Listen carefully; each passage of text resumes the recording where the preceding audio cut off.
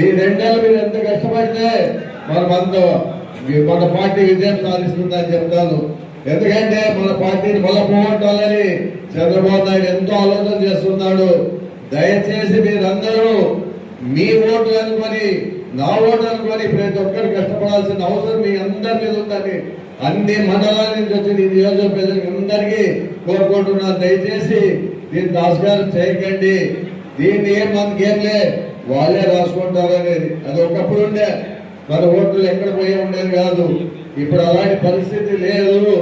అందుకే తప్పకుండా మీరందరూ బూత్ కమిటీలోనే వాళ్ళు మెంబర్లు చేసినారు కదా, వాళ్ళు చూసుకుంటారనే దయచేసి అలాంటి ఆలోచన పెట్టుకోవద్దండి.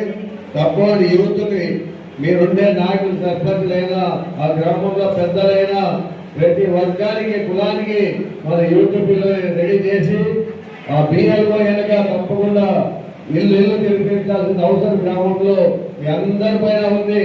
తప్పకుండా మీరు చేయాల్సిందిగా మిమ్మల్ని అందరినీ కోరుకుంటున్నారు.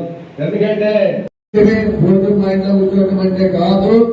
తప్పకుండా సర్పంచులు గెలిపించుకుంటాం, మనము ఎంపీటీసీలు గెలుస్తాం, ఎంపీపీలు చేస్తాం, జెడ్పీటీసీలు గెలుస్తాం, అన్ని మనమే చేస్తాం.